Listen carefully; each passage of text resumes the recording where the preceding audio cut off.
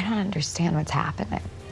One thing we should have learned by this point in the Marvel Cinematic Universe is that for every bad guy, there's an even bigger bad guy just behind them. If you were left a little underwhelmed with the most obvious setup of a Marvel villain ever on WandaVision, let us be the first to tell you that, as is typical with magic users, don't get distracted and ignore the person pulling the strings. What? We know a secret invasion is imminent, and the big bad this time is likely being bad with time, in a big way.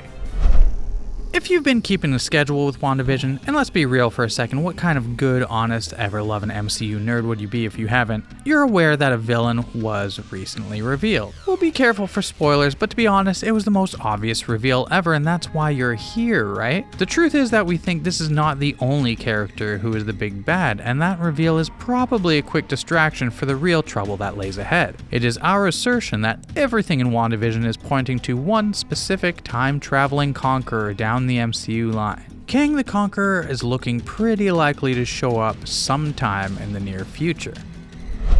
Let's analyze all of the ways this is likely to happen. Firstly, the obvious. Kang has been confirmed to be making an appearance in Antman and the Wasp: Quantumania. He'll be played by Jonathan Majors. So, that's already happening. But let's stick to WandaVision and how this is being alluded to. WandaVision features a reveal that S.W.O.R.D. has been trying to rebuild Vision as a weapon. This could be the very beginning of Kang the Conqueror's MCU invasion. As one of the all-time greatest foes of the Avengers, Kang is a technologically advanced time-traveling baddie, and to sweeten the deal, a possible descendant of Reed Richards. With speculation abound about when Marvel's first family will arrive in the MCU, it's not hard to speculate that when the Fantastic Four does arrive, Kang could be a formidable opponent. Avengers Endgame showed us how Marvel time travel works and told us that the quantum realm is a valuable transport opportunity through space-time. You didn't just watch that and think, well, that's probably it, right? It would seem that S.W.O.R.D. wanted to get Vision back online despite the fact he is minus one Mind Stone, which we learned was destroyed by Thanos with all the other Infinity Stones. S.W.O.R.D. attempting to revive Vision without the Mind Stone points to an arc in the comics which could provide some inspiration. In the 1980s, John Byrne wrote a West Coast Avengers story where the government had disassembled Vision and Hank Pym's Antman was tasked with putting Humpty Dumpty back together again. The plan was to use the brainwaves of Wonder Man, who had similar power to the Mind Stone,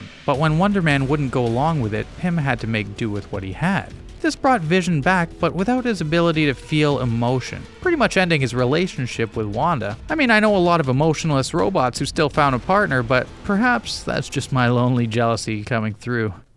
Let's keep it together. As Wanda lost all of the things she cared about, her grip with reality went into an even bigger downward spiral. Her ability to warp reality started growing stronger as she cracked. Behind it all, we realized that this manipulation was being set into motion by someone who foresaw this weakness in her and wanted to exploit Wanda's abilities for his own conquering ways. Still following? In short, the comics showed that Vision's body being worked on was a scheme concocted by Kang, who knew the reaction it would get out of Wanda. Being from the future, he knows all about her powers and perhaps he found a way to influence Hayward. They're kind of pointing at him a lot, right? Another clue is the recurring mention of Nexus, which isn't as much a pill ad as it relates to the fact that Wanda in the comics is a Nexus being, with the ability to change and alter time streams between universes. Kang is also one of these universe-hopping folks. Look, we don't know where this is going to go exactly, but if he is using Agatha or Wanda to his ends, then there are some big mind-bending ideas afoot. Agatha might be a diversion, as in the comics she's actually working against Kang, but who knows what the MCU Brain Trust has done to keep us glued to this story.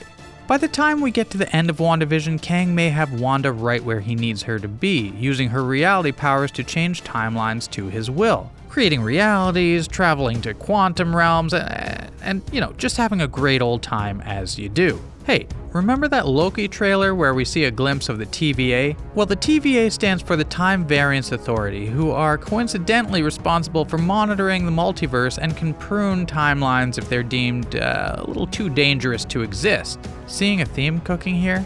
By the time we get to Doctor Strange Multiverse of Madness and Antman and the Wasp Quantumania, who knows what kind of chaos Kang has cooked up. Side note, these film names are getting a little too long, okay Kevin Feige? Why don't you leave the VO guy a breath left in his lung, will ya? Either way, we have multiple MCU properties dealing with multiverses and cross timelines, so Kang is likely in our future. Or our past. Maybe Kang's back to the future? Marty! Great Scott! Does the name of WandaVision now seem a little deeper than originally thought? We're starting to think that WandaVision seems a little more aptly named now that we know it's a quick glimpse into the future of the MCU. With confirmed connections to Doctor Strange and the Multiverse of Madness and beyond, there's definitely a lot to stay tuned for.